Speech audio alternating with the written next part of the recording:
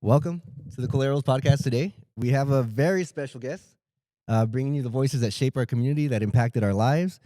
Today's episode is truly special, we can say. We're sitting down with a true icon from our community, a man who's more than a coach, more than a mentor. He's a legend, not only in Southern New Mexico basketball, Texas basketball as well. He has over 700 career wins, 4 back-to-back Coach of the Year awards here at Gadsden. Coaching career that stretches across the state. His impact goes well beyond the court. He really needs no introduction, but we got to give him one. Oh, yeah. So welcome, Coach Michael Harper. Hey, thanks for having me here, guys. I really appreciate it. And that was a lot of nice things you said about me. As far as impact on the community, though, I think there'd be some arguments both ways. We just had to say all those nice things, Coach, because we were kind of afraid you were going to make us run. So I don't know why you guys were so worried about running. We didn't run that much. Yeah, we did yo-yos, 3-second sprints. we ran a lot, Coach. Let's be real. We ran a lot. We jumped a lot of benches. Yes, we made him clear out all the benches, so we didn't have to do any benches here either. Yeah, but you got to ask yourself, what was your record? Oh, I don't remember, honestly. in benches? Like, Wins? Win-loss it was Oh. positive, I believe. record. Oh, you better believe it. Yeah, it was always positive. You better believe it was. Yeah, the thing I give this guy is I heard you were really soft on their team. Yeah. You made us run. You Yeah. made us do Yeah. everything, and Hey. you know. I saw it didn't work as well as it should. So I went back to old school. Do me a favor, Coach. Get a little bit closer Okay. when you talk. Yeah, There we that's go. better. There we go. So we got a lot to cover in a little bit of time because Yeah. we're at the place where history happened for us, at least. We're back at Gadsden High School. So we're back here, and they're kind enough to lend us the gym where it happened to go over the history. So we just kind of want to get started. A little bit background about you, Coach, more so for us, because I always, only time I talked to when I was in trouble or, Nate, go do benches. And Same. And we know you as Coach Harper. We don't really know you outside of coaching, right? We don't know who Mike Harper is. So if you can maybe just tell us a little bit about where you grew up, how you grew up. Okay, well, I was born in El Paso, Texas. Ooh, You know, one of 2 sons. I have an older brother, Tony, older and ugly. I managed to get that in every time I mention his name. But was born in 1948. Be turning 77 here pretty quick. nice. I grew up in what you'd call central El Paso. I went to Austin High School. It was a big high school. You know, we talk about the size of schools now. When I went to high school, we had 3,000 students Oh, wow. at Austin High School. And there weren't that many high schools. There was El Paso High, Austin, Irvin, Bel Air, Esleta. But all those high schools were 3,000 students. Wow. And the athletics were unbelievable at all the schools. I mean, when you get that many kids, you're going to have good teams. A lot of competition. But really enjoyed my youth growing up. My father was an Army veteran who became just a typical salesman. Worked from one company to another until finally he came up with this idea that El Paso needed a sporting goods. There was no place to buy sporting equipment in El Paso. So he talked to a couple of backers downtown, and they fronted him some money, and he opened up a business called El Paso Sporting Goods. Oh, wow. Listen. And within 3 or 4 years, it just became a super business. They moved into a big building down on Mills and Stanton Street, had half a block and material, and we sold sporting goods to everybody in southern New Mexico, all the way to Tucson in Arizona, and all the public schools and everybody down through Odessa. So I kind of grew up around sports to begin with. But my dad was a sports fanatic, so he made sure that we always had a chance to play age group sports. And they were new in El Paso at that time. He actually helped organize them. We had what was called a Gray Y program through the YMCA. Okay. And, you know, all of us started at 6, 7 years old playing Little League baseball. And then when these Gray Y programs came in, we went football, basketball, swimming. I mean, they found a way to keep kids active in everything. Because in the middle 50s, El Paso was kind of a rough town. And people decided the way to keep youth in line was to give them something to do. And it was the greatest thing that ever happened to me. I played with really, good coaches. guys that just volunteered their time. All Army vets, they wanted the best for us, and they gave us the best. And I was lucky enough to play with really good friends. We were pretty good. We won a lot.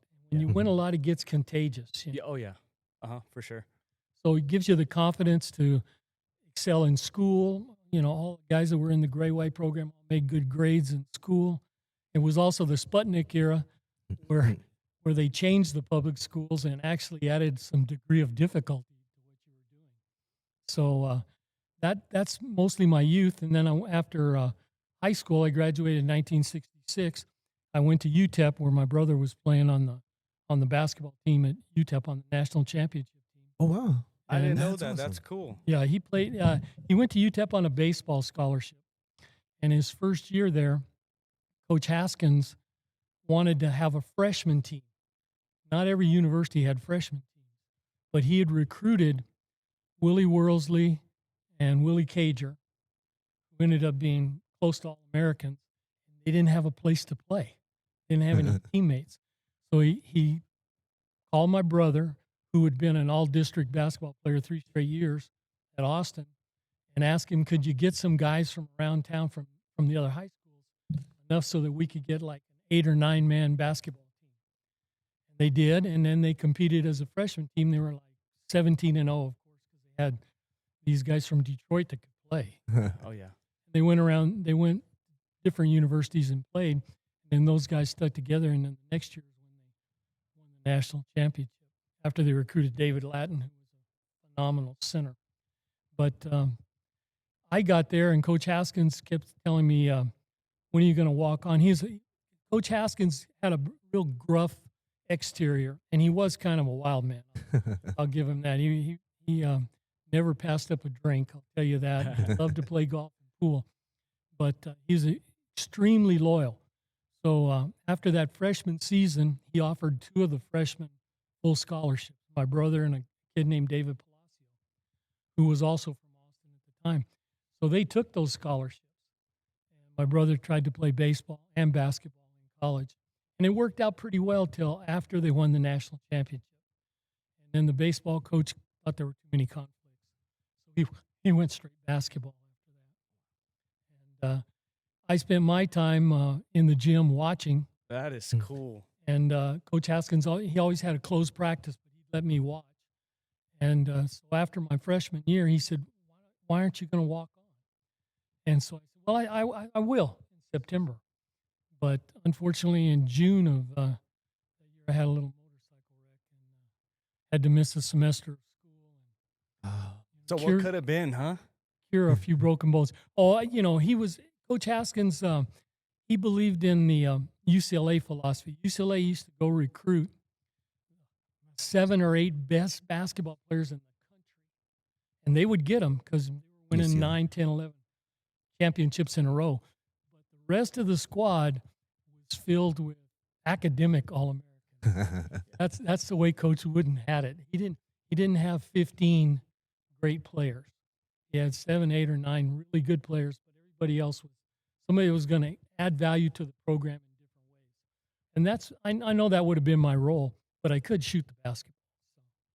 That you could. I still remember at some practices you were teaching us to shoot like the long 3, or even from half court, you would pull up at half court with ease, or even the student teacher games, you would be shooting the 3s from long distance before Curry, before Dame. I was pretty lucky there. I remember when they brought the 3-point play in, we were at Jeff, and I had a kid the year before that if there had been a 3-point play, he'd probably set the Texas scoring record because we were super small. And everybody would zone us with really big guys, and he could shoot the ball, but they started moving out on him, and he kept moving farther out himself, and he kept hitting them. If there had been a 3-point line at that time, he'd have been an All-American. And when they did bring in the 3-point line, I loved it. I thought it would be great for us. And Coach Patino was the first one from Louisville, was the first one to really take advantage of 3 points. He wanted all 3 points or layups. He didn't want anything in between. And I didn't quite go that far. Yeah.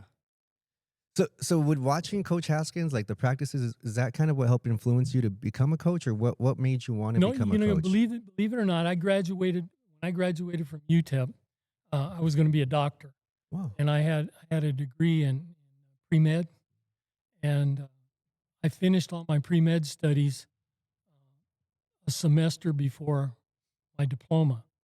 So they encouraged us to do something other than just have that pre-med degree. And they kept saying, like, get an education degree. Because of the subjects that I'd taken, all I needed to take was like 3 education classes, and I qualified for a teacher's certificate. So I took those classes. And then waiting to get into med school, I was accepted at Southwestern Medical outside of Galveston. And I was waiting to get in, and I couldn't afford it.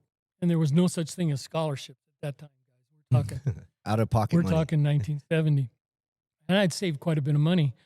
I decided, well, you know, I'll just teach for half a year, and then I can start the next semester there. I should garner enough money to do it. So I took a job teaching, and I got an elementary job.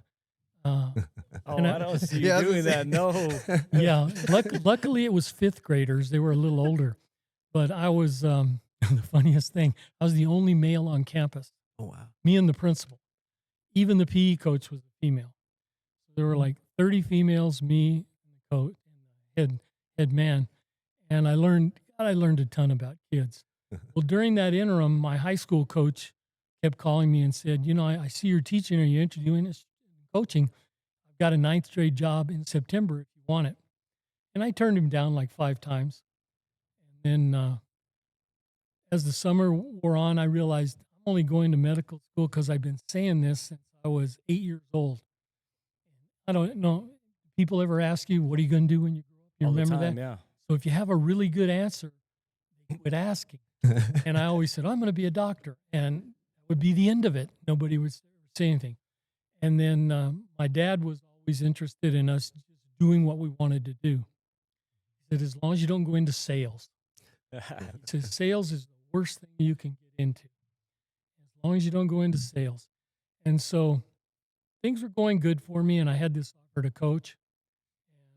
And I had coached some Little League baseball during the summer, during high school, and I really kind of liked the kids. So I told Coach Glidewell, yeah, I'll take the job. Well, September rolled around, and I hadn't heard anything. And next thing I know, I get a phone call, go see the athletic director. Well, back then, the athletic director was a big guy, you know, and I was nervous, and I went in, and he said, you're too young to be in high school. You have to do at least 1 year of middle school. So, like a fool, I said yes. And I ended up at Bassett Intermediate coaching football, basketball, and track. Oh wow. So you coach football too. 7th grade, yeah, you bet. Wow. And loved it. I loved it. We were a real small school at Bassett. We only had like 4 sections in 7th grade, and we had to play all the big schools.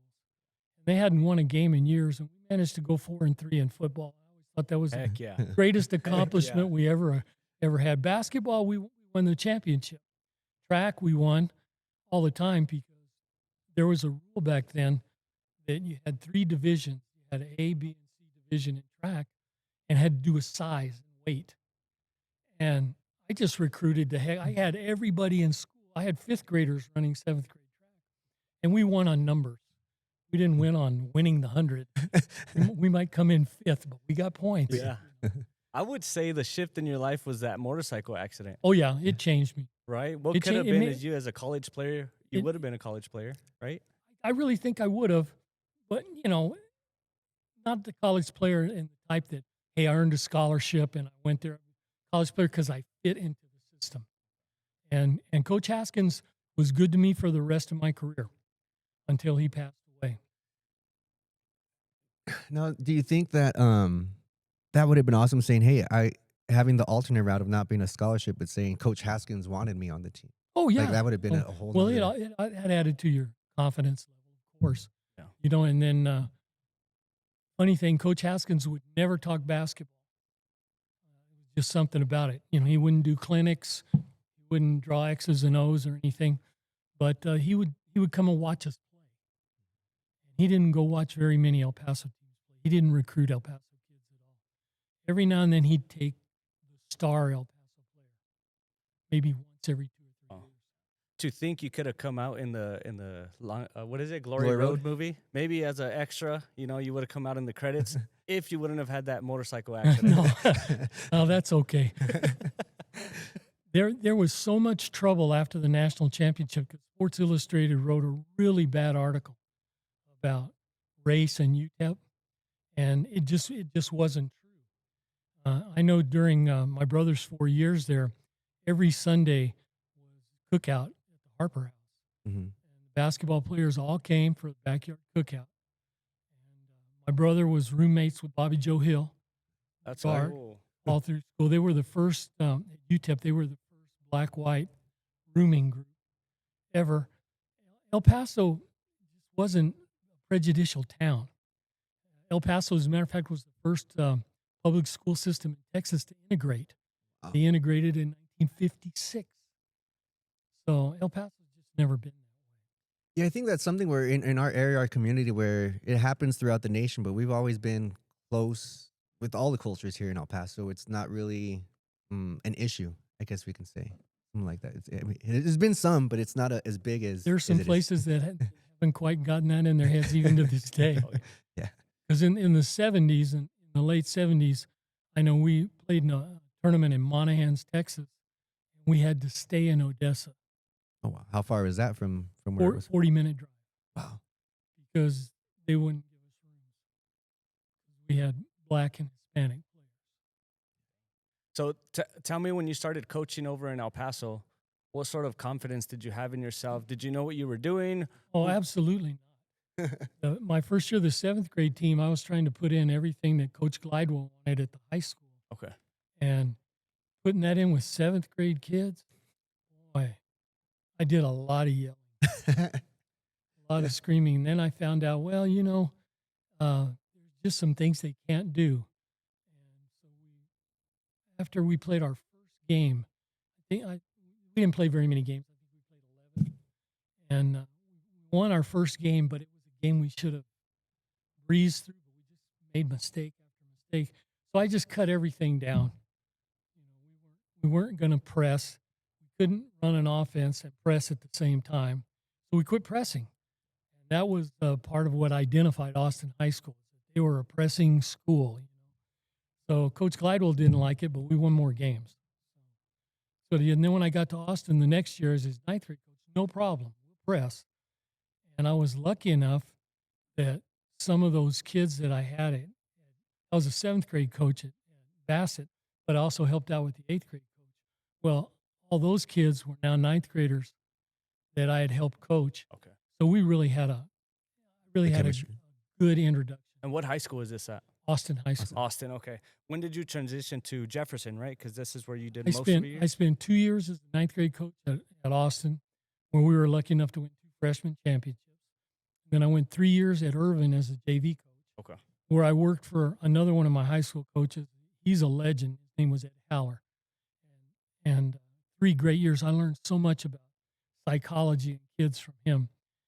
And then after 3 years there, we had 2 championships and 3rd place finish.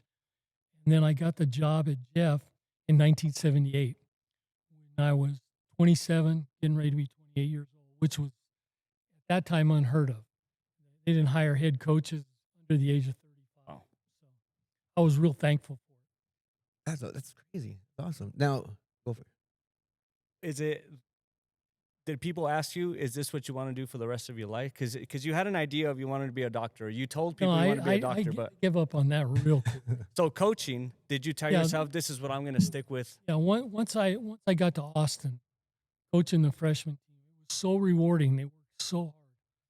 And I had this thing about always carrying as many kids as I could carry. I just didn't believe in cutting kids. And so Coach Glidewell scrounged up uniforms like you couldn't believe. We put tape over numbers Oh, yeah. to create new numbers. And I carried 23 kids on those teams because we had 23 uniforms. And they won. And we tried to get kids, and almost every kid got in every game. And we still won because we had talent and the kids worked hard. And we were a big school. I mean, it wasn't like our 23rd kid couldn't dribble. Yeah. They could all play. So were you doing it more so for you or more so for the parents, just so that the parents? No, I was doing it wouldn't for chew the you kids. I remember what it was like when I was a freshman at Austin High School as a player. We didn't have a freshman team. So they always carried like 5 freshmen on the JV so that next year they would know what's going on. And but you never got to play. And, my freshman year, I was one of those 5 freshmen. And I hated that. I hated that. And I just didn't believe in cutting kids. And to this day, I didn't. I always carried a full squad at Gadsden, if you remember that. We were limited to 15. And I carried 15. I always said you have your all-star and your all-state bench warmer here, so that's where we got the two mixes on here. I can attest to the whole 15. Well, Did you get some playing time? Yes, coach would let me in. We'd be up by 20 or down by 20. At Jeff, we were a really small school. When I started Jeff, they were one of the bigger high schools. In 1978, we had 2,700 kids. We were one of the bigger high schools. And I was so excited about it because we were going to have all these kids. And then halfway through the year, we had a judge in town, a federal judge named William Sessions, and he ended up becoming the Attorney General of the United States. Wow. But one of his court orders was school busing. So he divided up he personally drew the school districts and allowed any kid from Bowie to go by bus to any high school that they wanted to go to, because it felt like they weren't being given a proper chance. When he drew the Jeff boundary, we dropped from 2,700 to 1,200. Oh. And that's what it stayed at. We stayed at about 12 to 1,300 playing in 5A, which was 2,400 and up for the next 24 years. Wow. We played with a 3A team in 5A. In 5A. So the competition you guys were playing was way up here compared to the talent pool. We you had. always, one thing about a school, and Jeff was a basketball school. Kids loved it. We won. We won district championships. We were always competitive. But there's a difference between the talent pool that you have. So we might go 4 really good players, and then the drop-off is dramatic. Sounds like Gatston. Yeah, I was gonna say, it More prepared like you for maybe for 1 us. or 2 players for Gadsden, and then the It's rest were. It's exactly what happened here when they opened Chaparral. Yeah, because Oh, they yeah. dropped from 5A to what, 4A, 3A? Once Chaparral We opened? still played in 5A. Yeah, it's crazy. And We you dropped to 12, 1,300 here, but we still played with the big boys the whole time I was here. and you always found a way to make it work, regardless of the talent you had on your Well, team. that's the great thing about basketball. You can make up for things in basketball. If it's football, it's a different story because you got to hit that guy in front of you. You got to knock him down. And sometimes it's hard for a 190-pounder to knock down a 300-pounder. It makes sense. How much different was it coaching in Jefferson or in El Paso to Gadsden? Is it similar kids, different demographics, but similarities? Talent-wise? Demographics were almost exactly alike. Okay. Believe it or not. Jefferson was a neighborhood school. A lot of the kids we had, parents went there. As a matter of fact, the year I left, one of my players was furious with me for leaving because his son was going to be a freshman the next year. And he used to call me once a week, and he would chew me out once a week. When I took Jeff, I didn't know what to expect, but I learned quickly. And when I took Gadsden, I had this impression of, a really big school with a whole lot of tradition, even though they hadn't won in 11 years. Mm-hmm. But I said that can be cured because we got numbers. And I saw the team before I got here was awesome. And they were like 3-23. Wow. They were awesome. They had talent like you couldn't believe. And I kept thinking, that's what I'm going to get. Mhm. Because I watched all their film and stuff. The only trouble was he played all seniors. So we only had one junior coming back. The next year, everybody else was just JV players. Do you remember what junior that was? Zoel Dominguez, Oh, there we okay, go. okay. So this is 2000, what year? 2000, 2000. 2001. Okay. And Zoel had to, used to get her. Zoel Dominguez show, Zoel and 4 cheerleaders, because the other guys were completely intimidated and scared. They had, we were playing. You may not realize it, but this district, when it was Mayfield, Cruises. those Cruces, Oñate, Oñate. Alamogordo. Oh my God, it was a really solid district. Probably the toughest district in New Mexico. And it has been for years. Yeah. Oh, yeah. And there's still talent coming out of the schools out here. Well, they're all, as long as Coach Benjamin's at Cruces, they're Mhm. going to be good. He's a really good coach. When he took over at Cruces, you could see the change. They didn't have better talent, but they played better. Coach Smith did a great job when he was there, getting really good talent out to play basketball. I always thought that Cruces was either the number 1 or number 2 talent team in the state, and then Alamogordo would always be there in the top 3. Yeah, Alamo had when we were playing Bynum, and I guess he went to go play some D1 ball, or he played college No, ball. he as well. played D. Yeah. Yeah, so it was talent. Andrew Bynum or not Andrew? Andrew, That's what was his Will name? Bynum. Will Bynum. Will I Bynum. know. That's funny because I played Gus Macker a few months ago and I had to play against Will? What kind of shape is he top shape, in? Huh. college player shape. Yeah. Yeah, he's I think he's working for a pharmaceutical rep out in Alamogordo. That's fantastic. Yeah, we used to work at Verizon together back in the day, and Every time I hear about those guys being a success later, you got to give some credit to their to their coach and to their system, because I think the high school coach has a lot to do with the kid's success in life. yeah, and that's kind of why we wanted to talk to you, Coach, and kind of give you your flowers, your kudos, because a lot of the stuff you taught us wasn't, at least for me, wasn't basketball. I didn't play. I was a bench warmer, but it helped me in life, like how to build cultures around my teams, how to talk to people, how to be a leader and make an impact. So that's something that I wanted to personally say thank you for what you've done for me Well, as a at least as I didn't. person. At least I didn't ruin you. No. Yeah. But the one thing I always tried to do, and notice I didn't leave schools. I spent 24 years at Jeff once I got that job. I had a couple of opportunities to leave. I had a chance to go to Texas Tech as an assistant coach, and I really wanted to do that. But I had 2 kids, a brand new house, a wife that was getting ready to graduate from college but still needed a year. And Texas Tech was great about it. They were gonna give her a scholarship at UT Permian Basin. So that nixed that. But, I had always said when you take a high school job, you have to make it your home. And Jeff was my home until I got to 30 years. And then I had to make a financial decision. And that financial decision, there's so many things I could do with my kids by being retired from Texas and having a second income and building a second retirement, that I just felt obligated to do it. Plus, I'd kind of planned that all along, believe it or not. I don't know why I always had in my head, and this is true, I'm not inventing this. I always kept saying, when I get to 30, I'm going to, retire and go coach at Gadsden, because it was really the closest of the schools, and it's the one I recognized, and sure enough, that's what got to happen. So what made you choose Gadsden? What stood out to? Because I mean, we're always a Valley school. We're kind of hidden from other schools. What made you choose? We us? used to scrimmage Gadsden pretty regularly, the preseason scrimmage. I don't know how I got started with the last coach to win here at Gadsden. His name was Gus Banakis. And Banakis was a really good coach. He ended up going to Mayfield, one district, and jumped right to Mayfield.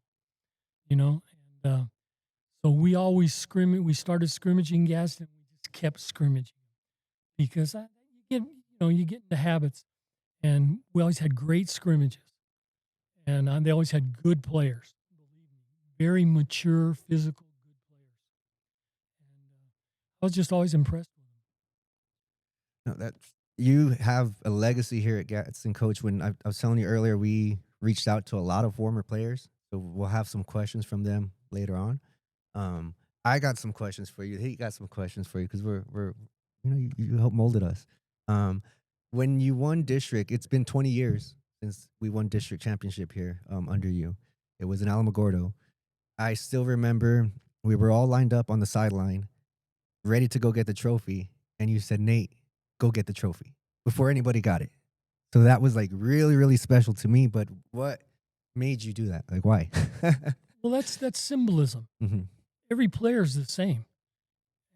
While I'm sure you guys didn't always think I tried to treat everybody the same, I might be a little harder on better players.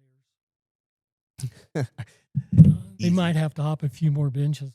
Yeah. And there might be an occasion where a player, like say, Nate, you made a mistake, but you might have to hop his benches. Yeah. You ever remember having to do that? All the time. Yeah. Okay, well, just the symbolism. You exemplified everything that team was all about. That team was very unselfish. Very unselfish. Let's remember the most important shot of that season, how that team got to be district champions. It was at Las Cruces High School, and the worst shooter on the team, a guy named Oseguera. Oh, Victor Oseguera. Oh, absolutely. One of the worst shooters I've ever coached hit a 27-foot shot to go to overtime so that we could win. And that exemplified what the team was all about. Yeah. I mean, Vic's a legend in my mind Mm-hmm. because I'm going to do what it takes to win. And that's what that team was all about. And that's what you try to strive for in every team. And see, I feel you just kept me around to piss Vic off, because at practice you would just tell me, go at him, make him work, and that's all the competition was. That was my playing time, was That on was your practice. role. That was my game. I was like, as long as I can make these guys work or sweat a little bit here, that was fun for me. That you accepted your role. Mhm. Everybody has a role. Yeah, so that was exciting. And Vic, I had told him we were going to talk to you today, and he was trying his hardest to get onto the campus. I'm like, Vic, we had to do clearances, we had to do everything, Vic. Like, but he tells us to tell you hello, and we got some stuff for you questions. today. What I want to know, Coach, is if you're still coaching right now, would you still coach the same way? Yes. And by that, I mean, everybody that I talk to, everybody that knows you, knows the 5-game ball, knows the holding the ball. And I think one of the questions or one of the stories that got brought up was the Alamogordo game in 2008, maybe. Do you remember what the score was? I don't remember the final score. I think it was like 21-18 or something. But with 3 minutes left in the game, it was less than 10. Yeah. I believe players from Alamogordo were playing rock, paper, scissors Yes, down sir. at the bottom. The parents didn't appreciate that. How do you manage, or do you just kind of, space out the parents? Because I'm sure the parents, my parents, a lot of my friends' parents, a lot of parents in general, or the audience, I can say hated your Oh, they're like, score the ball, you're wide open. yeah. Yeah, and then who's the first ones that want to fire you when you don't win? Administrative parents? The parents? Yeah. Yeah. They give up on you. As long as you're winning, they'll tolerate you. But the Alamogordo coach was in complete control of that. Play defense. Come. He was in complete control. If you want to sit back in a zone with superior talent and superior depth, and I mean, it wasn't even close talent-wise. They were taller, quicker, better shooters, more of them. Okay, they weren't scary. If you want to come out and play, we'll still beat you playing. Mm-hmm. But you're going to have to play. You're not going to have to sit back and hope we get cold from the outside. Was there ever a point in time where you looked at your basketball team and said, we are superior, we are a superior team in this one? Because I feel like Gadsden players from back in 2000, since you started coaching, it's been, if you think about it, it's a bunch of small Mexican players. If anything, we had a couple of over 6-footers, but they didn't get playing time. It was almost like a waste of talent. But any teams in particular, any opponents that you thought, I'm superior than these guys? The only reason that was a waste of talent is because in the long run, they would keep us from scoring as much as we could or playing as good a defense as we could with the smaller players. But anytime a tall guy could play, like Mondo, he played, I guarantee you. Yeah. During the season, we were superior to lots of teams we played. And if we didn't play well, maybe you can remember, that's when I was at my angriest. That was when I was at my angriest. Losing wasn't the thing that would set me off. Not playing up to our level, talent level. And one of the biggest games I always remember is the El Paso High tournament. I think it was 2005 when we were playing Hanks. And they were as good as a basketball team as you'd want. 6'7", 6'6". Those guys were athletic and could play. And I told Frank he had to cover the post guy, who was one of their leading scorers. And just got to front him, Frank. And Frank did the whole game. And we lucked out and won that game. When I say lucked out, because there's a whole lot of things involved in winning, because when you're playing a team that looks superior to you, it's very hard to get the officials on your side. And what I mean on your side is just call a fair game, because they're influenced by what's going on. That's no matter what they say. And we had a couple of games like that, but there were other games during that tournament. We played Clint in that tournament early, and we should have beat Clint by 25 points. We barely won. Yeah. I was furious at that. Talk about a good speech after the game. We won a game and we're there 30, 40 minutes. Getting chewed out. Yeah. Getting educated about what we could have done better. Yeah. Well, if you'd have been really bad, we'd have come back and run. Yeah. So that's something I would always tell people. Like, people always thought we held the ball because we couldn't run. I was like, we run, guys. We run nonstop at practice. That's all we do is run. So it was more playing to our strengths, which was, hey, if you're not going to come out and play defense on us, we're going to hold the lead. And most high school coaches don't coach defense. Mhm. No matter what they say. They give great lectures on how we spend 60% of our time on defense, but they don't coach it. You remember we used to put you guys down in the corner and have another player have to turn you. Mhm. Just a simple drill, but it's hard.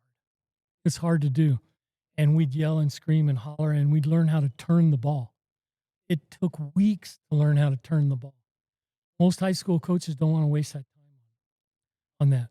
So when you play a motion offense like we played, 5 out, and you have to worry about picks, you have to worry about moving, and you're always thinking this guy's going to go over here, and they start cheating a little bit over there, and you still have the ball, they can't turn you if you want to go to the hoop. Now, unfortunately, sometimes as an offense, it makes you not look to take it to the hoop. The better you are as an offense, the more you'll look to take it to the hoop. Like the best I ever saw offense run, our offense, was the night we opened this gym. Our seniors didn't have a chance to play in the gym. So we invited, Coach Ludwig tried to invite as many players as he could to play in that game, X's, and so our seniors could have a chance to win. Now, on paper, our seniors weren't all that good, but they were good enough. On paper, they probably should have been able to win. Are you talking about my class? Yeah. It is. I was like, Yeah, you're talking about my class. Yeah. We got to play all the X players. That was so cool. I'm going to tell you, those guys, the X's, were running motion like they never ran it in their life. He was so proud. They were backdooring. They were curl cutting. They were in and out, step in, step out, catch the ball, shoot threes. It was embarrassing how well they ran it. But Coach, I think that comes with like age and Oh, yeah. maturing, because I can honestly say now I haven't played ball in years, but I can just tear up my old high school self because the knowledge that I have with back cuts, back screens, and hesitating, all this stuff, like the knowledge that I have now. You would have loved me in high school if I. Well, that's the whole point of when you run that kind of offense. You really have to start as freshmen Mhm. to even have a chance by the time you're a senior, because it's really difficult to run. You're reinforcing that right now. Yeah, and I feel like you had a good development system from your assistant coaches from freshmen that would run the same system every single year. Sometimes some coaches do different system freshmen, different. No, well, they're not going to be assistants for long if they can't do certain things. I've been blessed. I coached for 45 years. And in 45 years, how many assistant coaches I had, I don't know. I know that in 45 years, I only had to ever fire 2. Oh, wow. Okay? Because of stuff like that. I don't want to do this, or I can't be here, or that kind of stuff. But of all those assistants, and there have been quite a few, 18 of them went on to be head coaches. And multiples went on to be state champion coaches. We reached out to some of them. Coach Pettis, won a state championship in his first job out. Coach Geyer, who was at St. Mike's for 10, 12 years, won a half a dozen state championships there, one at Alamogordo, one at Deming, and he was my ninth grade coach back in 1979. I've had a lot of great assistant coaches. Now, Coach Gamboa, assistant coach, he was a player for you too, right? Oh yeah, he was my point guard. I know it's hard to believe. I know you're thinking of Josh when you think of Coach Gamboa, but he was a coach's dream for a ball guard. Did you always know he was going to be a coach, or he was going to? No, I didn't. He worked his way through college. Coach Gamboa came from hard times. He worked his way through college, and he came to the gym all the time. Showed up all the time. So the moment he got his degree, we didn't have a job opening at Jeff, but I had enough pull in the district that I found him a PE job at Rusk Elementary. And he still spent the whole year with us. Teach all day, come over and help out. And the next year when I did have a job, I hired him. And he stayed with me 20-something years. But I had that happen with a lot of coaches. Coach Pettis stayed with us 8 years. I had my first assistant coach at Jeff stayed with us 13 years. Continuity in assistant coaching is really important in a program. I got a message from Perez. Since we're talking about Gamboa, Perez, he told us to tell you, we see him all the time at the gym, but his success as a coach at Oñate will always be attributed to Coach Harper's lessons and mentorship. When we won the state championship in 2011, it was a carbon copy of his coaching philosophy, style, and game. Facts. I love that guy. From Coach Perez. I'll tell you how impressed I was with the job he did there. I only have maybe a half a dozen pictures that I kept over my high school career. And one of the 6 pictures is his state championship picture that he gave me, a little 4x6 that says Oñate State Champions, And that's there on my bookcase, along with just a couple of other, like I said, the snapshot of the gym, the first night the gym was open, because their success means so much to me. And I built that philosophy when I was like in retail and sales. When you're developing leaders as a manager, you want your people to take your job, be a manager, be a leadership somewhere else, and that's kind of the fruits of your labor. Oh yeah, saying that you chose that. When Coach Gamboa left us and went to Socorro, he took the same job there because he knew the only way he was ever going to get to be a head job, he'd either have to take something farther up in New Mexico because nothing was going to open here, or he'd have to go back to El Paso and kind of work his way up. Well, it only took him 1 year before he got the head job at Socorro. And he really had started building that program. And Coach Gamboa really believes in loyalty. His assistant coach was my assistant who coached him when he was a sophomore, our JV coach. And he hired him as his assistant. And then after 4 years of getting that program straightened out, for some reason he decided that he just was going to quit coaching. I think it had a lot to do with parents. But he had really uplifted that program. So he and his wife took jobs as foreign teachers. They went to Is it Saudi Arabia or somewhere? somewhere like that. Well, it wasn't Saudi Arabia, but it was one of those countries. And then Tim McNally, his assistant, who'd been mine, took over. And Socorro went to the playoffs 3 straight years after that. And Tim will be the first one to tell you it's because we had built that foundation and they were running motion, same thing we do here, and they had talent. It was a big school and they had built it and they went in. That's what it's all about. You'd be surprised how close you get when you're just those assistants and you do. But unlike a lot of coaches, I always felt like you have to give your assistants a chance to coach. So you notice we let Pettis do a lot of things. Mm-hmm. Yeah. He might do a pregame talk. He might do all the substituting in a certain game. He might call all the inbounds plays, which to this day I still am angry at him. For which one? For Cruces. we were beating Cruces by 14 points in the first half with just like a minute left in half. And we had noticed when they play their zone, the guy that's on the ball turns his back to the ball. And all we have to do is bounce it off his butt, catch it, go up and score. And we had a player named Luis Murga who was really a jumper, really good player. And we worked on it, and it's not that easy to do. We practiced it because we thought we really might need it sometime. And now we're up by 14 points, and Perez has got that blood in the water shark, thing going. He calls that play, and I'm screaming, stop! But I'm down at the other end of the bench, and I'm screaming, don't do that! And it worked. We scored it, but I was so angry at him because we wasted it. We might have needed it if the game got close. We might need it in the playoffs. Don't waste it when you're 14. Yeah. And to this day, I still chastise him about that. It's funny. He told us to ask you about that play. He's like, ask Coach Harper about the inbound play. He never understood the concept.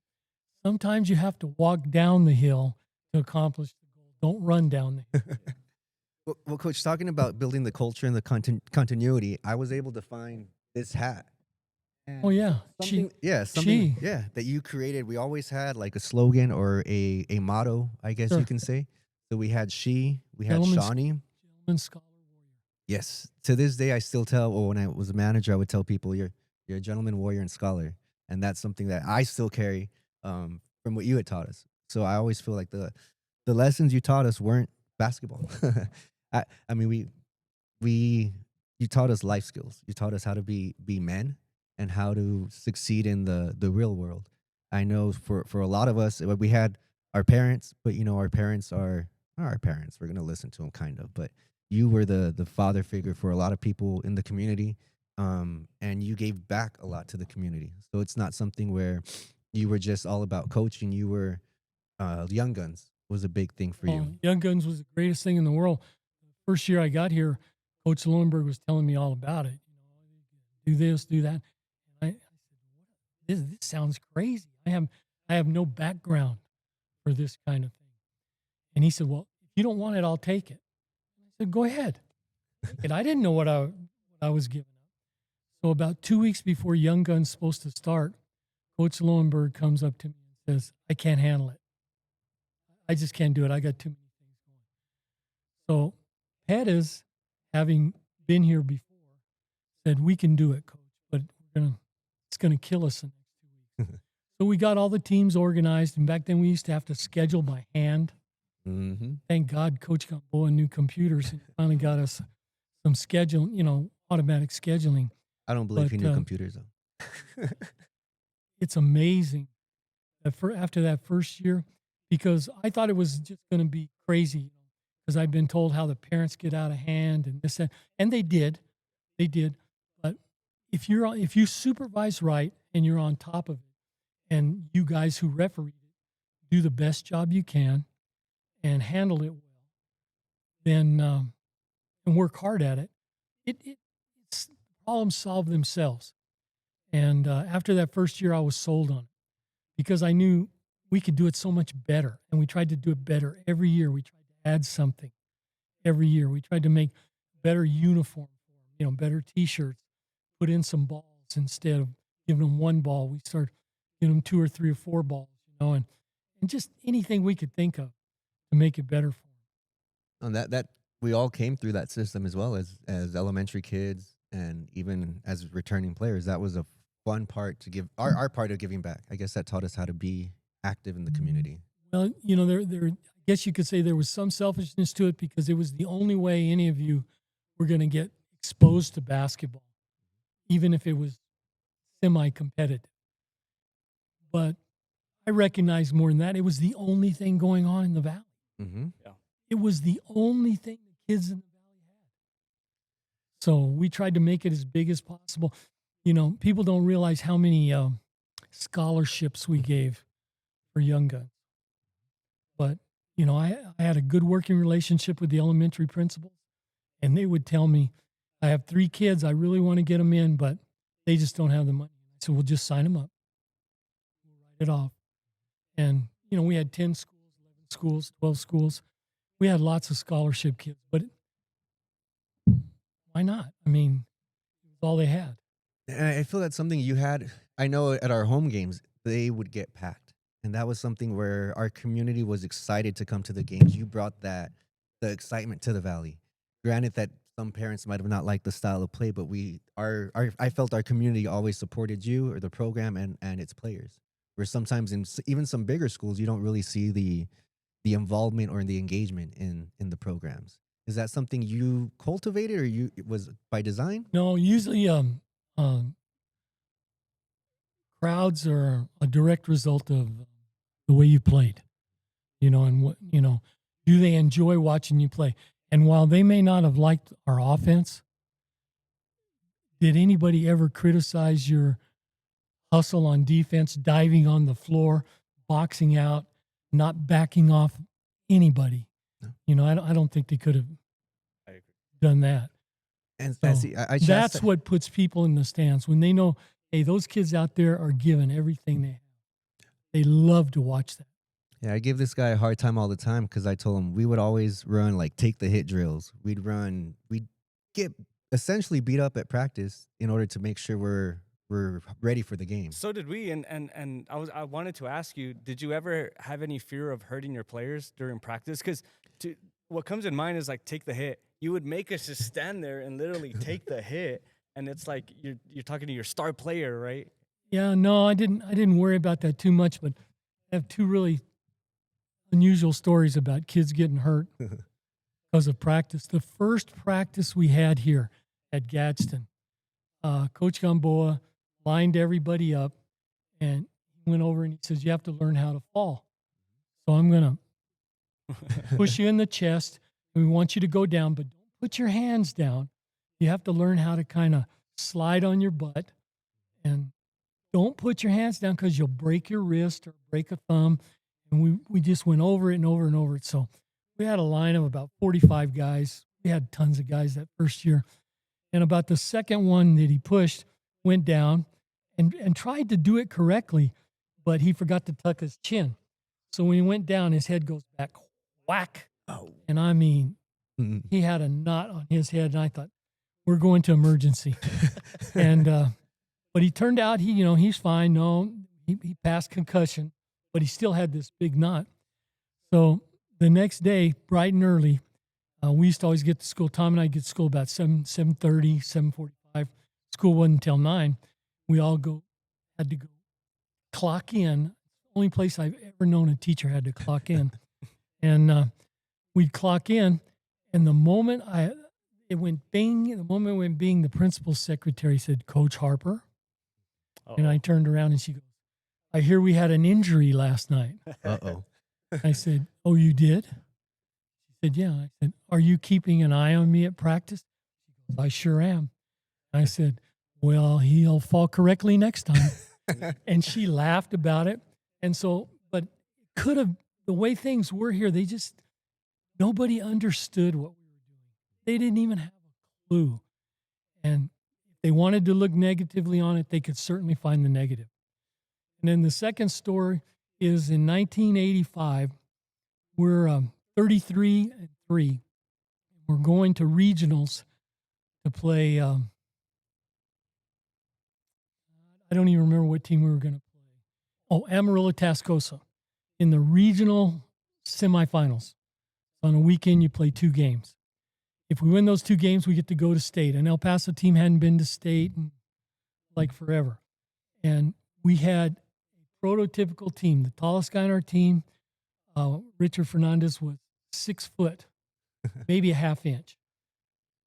Built like cover of muscle and fitness, but he was 6 feet tall.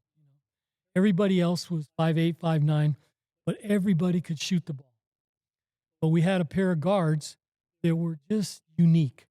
A kid named Morales and a kid named Uranga. And they played together. And you couldn't hardly bring the ball up the floor on those two. We didn't have to press. You couldn't bring it up. One could turn the other, and the other knew when to come.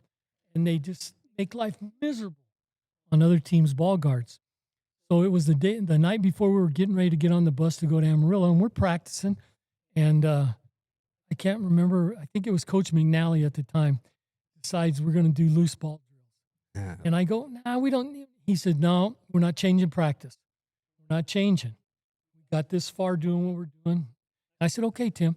So he rolls the ball out, and Joe Morales runs out to dive on the floor. The guy that comes out trips and ends up diving on Joe's head. Face plants into the wood, breaks his nose. I thought, oh, God, here goes our regionals, you know. And so we go over to Thomason, which was just across the street. And I talked to the chief of staff there, who used to be UTEP team doctor. I called him on the phone, and he came downstairs. He said, I'll fix it. And he took him in the back, set his nose, came back out, and he said, here, just wear this guard tomorrow. He's fine. Well, that guy had coached college kids. If it had been any other doctor, they'd have said 3 weeks before you ever play again. And we went to Amarillo, and we won that game, but we did lose in the finals. So, yeah, sometimes you need to worry about hurting kids. Yeah, for sure. Yeah, those loose ball drills, we had some epic battles when I was playing. Those were fun. Those were really, really fun. I could have used that drill about knowing how to fall. I broke my wrist, remember? It was during practice, but I didn't know how to fall, and I fell straight back. Well, even when you've learned the drill, if you're, like say you're on offense and you fall, you're still going to go instinctive with that hand. Mm-hmm. You know, if you're playing defense and it's been coached into, just as you get hit, you'll remember what the drill was. But it doesn't apply to everything. Mm-hmm. Yeah. We want to get into some questions, but we have a really quick, maybe you'll remember the story. Coach Gamboa said to tell us a story about the Vegas Nike Clinic. Something about Hawaiian shirts. Oh, well, I'll say it was his idea. Might have been mine. But it was the first year that we had made a lot of money on Young Guns, and I found out I could send my assistant coaches to a coaching clinic. And, of course, the best coaching clinic in the United States is the Nike Clinic. It's held in Vegas every year on Mother's Day weekend. Ooh. So I decide I'm going to send the staff. And I didn't want to go. And they know we're going. And everybody, they were just so excited about it. And I said, Pettis, you have to. Pettis, we're going to every meeting, Pettis.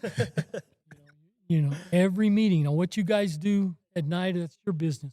You're not going to miss meetings. And so Tom and I were talking one day. We were driving down the highway back to El Paso. And he says, let's stop at Kohl's. Kohl's there on the west side. And he goes in and he starts looking at Hawaiian print shirts, and he finds 4 maroon and gold Hawaiian print shirts. What are the odds? For the coaching staff. So we get all the right sizes, we get them, and I make them wear them. And I make them wear them, and they're embarrassed. They don't want to wear them. But everywhere we go, people keep coming up and talking to us. And like we went to get in line for a lunch buffet at the Flamingo Hotel, and maitre d' came out and said, y'all are a group, right? And he says, come on up to the front. And why he did it, I don't know, but we skipped 40 people. Went and ate, and from that moment on, Pettis didn't mind wearing that shirt. But yeah, it was fun. We got a lot of, well, we got some ribbing from the El Paso coaches, but other coaches around New Mexico and stuff, they appreciated the fact that we were dressed as a team. And then the next couple of years we went, it's strange how all the staff started wearing staff shirts instead of just whatever their local casual was. Now, we never wore Hawaiian print shirts. No. Now, with us, you used to have a 3-man rule, but they said at that trip you used to have a 10-foot rule for Pettis? It ended up becoming 25 foot. Pettis was so wild on that trip. I've never seen a guy so excited. And he would just yell stuff at people driving by in cars. God. He was just, I don't want to make him sound bad. Too many people might be listening. We all know Pettis. We all know Pettis. But halfway through the trip, I said, Pettis, 10-foot rule. Don't get within 10 feet of me. And he looked at me, and I said, I mean it. And he goes, okay. And then even that didn't work. By the time the trip was over, Pettis had to walk 25 feet behind. That's funny. Get into some questions. All right, Go so ahead. I got some questions for you, Coach, from some players on here. Or you know what? Or answer some of those. Or go for it with the questions. I'll pull some up here. So a popular question was if you had to build a 5 starting from all of your ex-players in Gadsden? I know it's hard, but everybody wants to know because everybody has their own version of, well, these are my top 5. You can even throw in a 6-man in there if it becomes too hard, but top 5.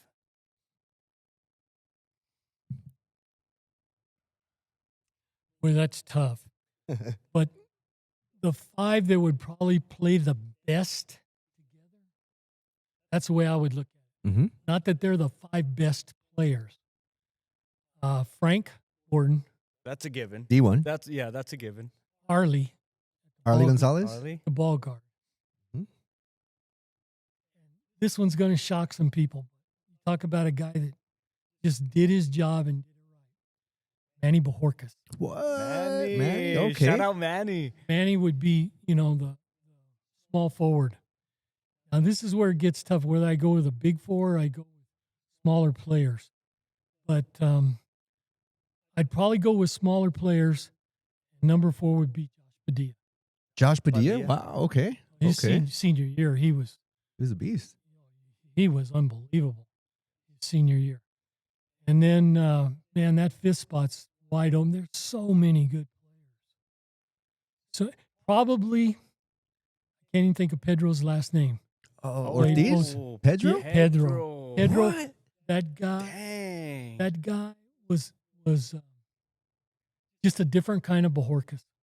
Yeah. He was just play his heart out and play right. And he just brought a fire to the game. It's like I was always worried he's going to hit somebody. Yes, for sure. Did you notice that? Man, now that 5 together with a lot of practice time, I bet you those guys could win a state championship. Oh, for sure. You got the height, you got the grit, you got The determination on there. So, Coach, we got a couple of things before we wrap up on here from some of the players. They sent us some messages for you. I'm gonna read one from one of your former players, David Villalobos. He said, "Dear Coach, now that I'm older and a teacher myself, I found myself reflecting on the people who shaped me into who I am today, and you are the very top of the list. Back then, I didn't always understand your stern ways, but now I see clearly that it was your way of bringing out the very best in all of us. You were more than just a coach. You were a father figure to so many of us, especially in the Valley, where some of us didn't have the best circumstances. Basketball and your program brought us hope. The lessons you taught us on the court went far beyond basketball. Discipline, accountability, teamwork, resilience. Those lessons became the foundation we carried into our lives, and they've helped us become successful in so many different ways. I just want to thank you sincerely for the role you played in my life and in the lives of so many others. Please know that your influence didn't end with the game. It shaped who we are today. Your legacy will live on forever. Don't forget that. Love you, Coach." From David Villalobos. Dave was a very special kid. If you think about it, Dave had one of those thankless jobs, the ones that nobody thinks means anything, being a manager. Dave did everything to the best of his ability. And that rubs off. yeah. He's following into your footsteps. He's become a teacher, he's become a coach, and I think he wants to pursue coaching. And I think you played obviously you played a huge part in this. Yeah, we got another one from Ryan Holguin, little Ryan. He's like, "Hey, Coach Harper, glad you're doing well. Just wanted to say that playing for such a great coach was more than just a sport. It was a journey that pushed me beyond my limits, taught me how to lead, how to fail, and how to rise. It shaped who I am today. It is a memory I will have forever. Thank you, Ryan number 3. And then I got one for you here, Coach. I'll show it to you because this one has some audio with him. Let me see here. Where did he go? Let's see. Let me know if you can hear it, Coach. Hey, Mike. This is Joel Dominguez from your very first basketball team of 2002. Time has definitely flown by. It's been over 2 decades. Crazy to think that. But when Nathan reached out with the opportunity to say hello and ask a couple questions and sing your praises, I just ultimately couldn't pass up the opportunity. So first and foremost, I just wanted to say I'm extremely thankful and grateful for some of the lessons that you instilled in me as a 16, 17-year-old kid, to some of those lessons that I still carry on to this day as a 40-year-old man. I'm extremely grateful. You just had this way of making the game fun. I can't name how many times you pulled me to the side, and in my head I thought you were going to scold me or, tell me something that was going to just change the dynamics of the game, and you just made a joke. And it made me laugh, and it just lightened the mood. So there's some things that you really instilled in me at that young age, and I'm just very grateful for you. Ultimately, after I graduated, I moved out of the area relatively quickly, so I didn't get the opportunity to watch you coach as much as I would have liked to, but I've heard great things. I know you were, very important to the culture, very important to the high school. My younger brother, Zane, always sings your praises as well, and he says hello. But ultimately, I just wanted to take this opportunity to say thank you. I hope you're enjoying retirement. I hope life is going well. I often think of you and Gamboa and Bettis, and I hope you guys are all in good spirits and in good health. Very appreciative. I can go on and on. So I'll end it with this. I'm not sure if you remember this, but my question to you is, do you still have that Harper Street sign that we found? We didn't steal, we found it and gave to you at the awards banquet. And last thing, just a little fun teaser. My wife doesn't really like the Bueller comparison as much, and being able to talk myself out of trouble. It doesn't seem to work too well with her. But ultimately, Mike, I appreciate you. Coach Harper, you're a legend. Thank you so much for everything you've done, not only for myself, but for the school and a ton of other students and players that have come along in your path. So appreciate you, and I hope you have a good day. You deserve all the kudos in the world, and take care. Zoel Dominguez, if there was ever a guy that had a tough job, he was that one player that came back the first year from the previous varsity, and he had to assume all of the changes. It was a big change for him, and he was super popular at school. They used to have a morning TV show to do the news and stuff like that before class, and he was one of the hosts on the morning TV. Zoel was Mr. Gadsden, and Gamboa called him Ferris Bueller one day, and it stuck. And he had to live with that all the way through that year. But he really had a hard job, but he didn't back off it one time. He did everything we ever asked him to do. And that's your legacy, Coach. We could stay and talk to you for hours and hours. We've got to do this again, maybe sometime in El Paso, because we're limited here in the high school. But we just want to say thank you, Coach, for everything you've done for our community, for the players, for us in our lives. It's something that it went well beyond basketball. So we're truly appreciative of that. Well, to finish up, remember I told you earlier in the program, when you take a high school job, you have to make a home of it. And Gadsden was my home. The only reason I left, I would have probably stayed for the next 3 years anyway. I wanted to see that last group of freshmen. They were really special. They were really a special group of freshmen. I wanted to see them through. Circumstance happened with my wife. I would have, I couldn't even remember Jeff when I was here.